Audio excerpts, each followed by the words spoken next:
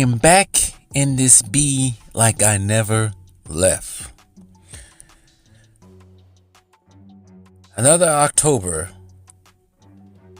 is on us.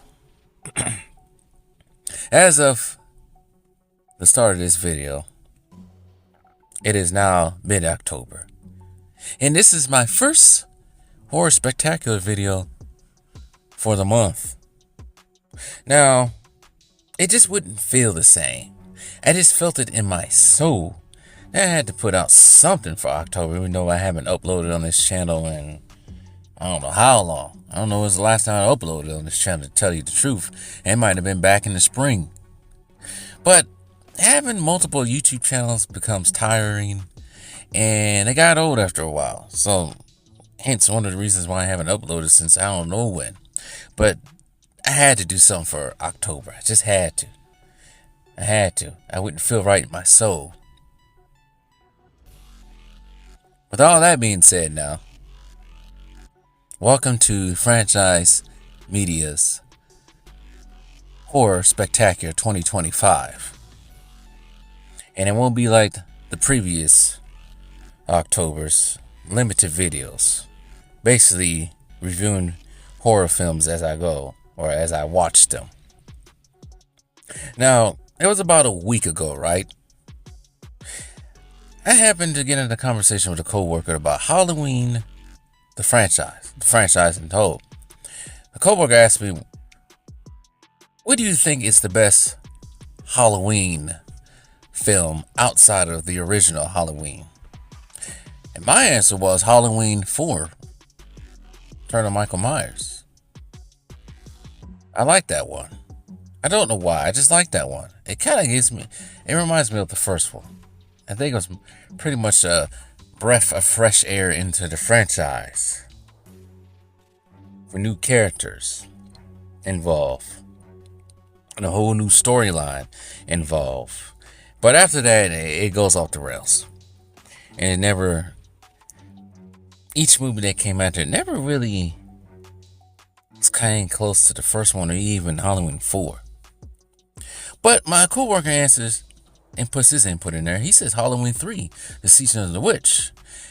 And I was like, But I had to think about it.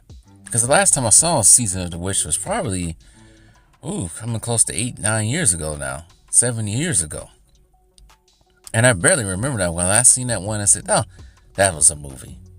So I decided to rewatch it again for the reasons why my coworker said he liked it. It wasn't, you could say it's an anthology film, because it doesn't match any of the previous two Halloweens. There's no Michael Myers, totally new characters. So it was probably one of the reasons why people don't like Halloween 3, because it was no Michael Myers and it was something totally new. But after watching it for a second time, here's what I took out of their second viewing. It actually makes you feel like it's Halloween. It's a bona fide horror film. It really is. But I'll also take note of, I'm no longer driving on the coast of California, either southern or northern. Maybe not so much southern, because southern is very populated along the coast. But once you get past LA, going up northern Santa Barbara, there's these small towns, right? All the way from probably Oxnard all the way up till you get to San Francisco, San Jose area. They have these small towns that kind of remind me of the town in Halloween 3. I'm never stopping in these towns again. I'll take that as a note for future reference. But the reason why my coworker thought Halloween 3 was the best one outside of the first one, I saw for what he saw it. The villain, Cochran. That man hates kids. He hates kids. And his whole plan was to... Stonehenge just throws me off. Having the pillar of the Stonehenge threw me off.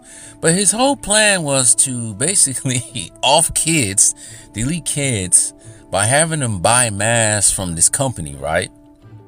And they have these microchips Spoiler alert, we haven't seen it yet. But they have these microchips. And as soon as this song comes on in this commercial that's been playing on TV for most of the movie, as soon as that song comes on, the chips activate in the mask. And the mask starts giving these kids seizures and all kinds of stuff.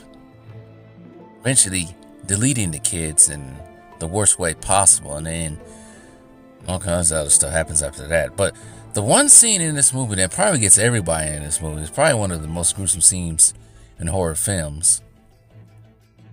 No blood in it either. It's the scene with the family that our main character, Dr. Dan, meets midway through the movie, played by the great Tom Atkins. This family, basically, they're captured, but they don't know it. And they're becoming test subjects. They're put into this room. The kid is given the mask. The kid puts the mask on. It's a pumpkin mask. And then they start watching TV. The commercial comes on, and the kid starts having seizures. He's struggling. You can't see any facial expressions because, of course, the mask. The only thing you could see is his eye. And you can see how much distress and horror and pain this kid is in when this mask starts to convulse on his head, and he starts to convulse, thus passing away. And then you have the snakes and the bugs and all that stuff coming out of the mask, and the parents eventually becoming deceased as well. Such an evil plan by this Cochran guy. And then at the end, spoiler alert once again, Dr. Dan here doesn't really,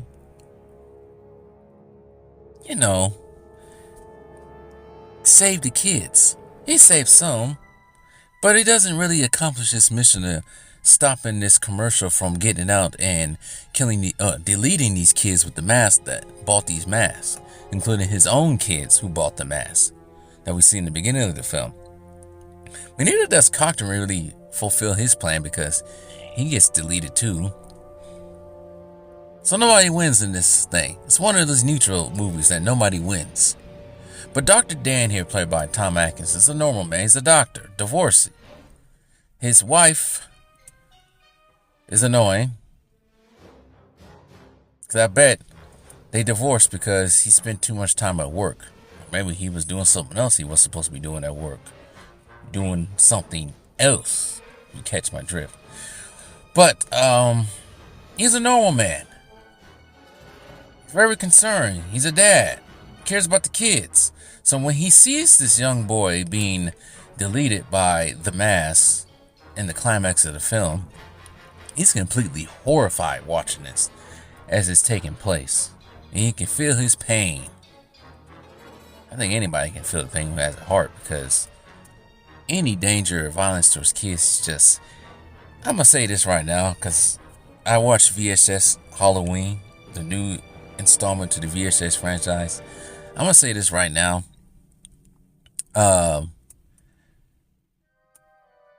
Violence towards kids disturbs me. I know it's horror, but it disturbs me. It really does. I get uneasy watching it. Any violence towards kids. Maybe except slapstick comedy. That's funny. Yeah, the kid's getting slapped, but he's not getting deleted. But anyways, that's my disclaimer when it comes to that. But yeah. This movie has witchcraft and, which I'm not fond of, but witchcraft and robots. I don't mind robots. I like robots. I like cyborgs. It's a mixture of witchcraft and cyborgs. Well, anyways. Halloween 3 Season of the Witch is not that bad. It's not that bad. It gives you that creepy Halloween feel. It does. It does. Now, my coworker ended up saying he wished every movie after Halloween, the original Halloween, was just like Halloween 3 Season of the Witch. Then I also told him, I say, yeah, if every movie was like that after the original Halloween, then we wouldn't have... I don't think Michael Myers will be the horror icon that he is. Because the horror icons that everybody thinks about off the top of their brain is either Freddy, Jason, or Mike. or even Chucky, maybe. I think the newest one is Art the Clown from Terrifier now. But anyways, go see Halloween Season of the Witch. I think it's on Peacock. Yeah, I saw it on Peacock. If you got Peacock, go see it. Maybe go buy it on Blu-ray on Amazon, because now I guess Best Buy don't sell Blu-rays no more. But anyways, I'm out of here.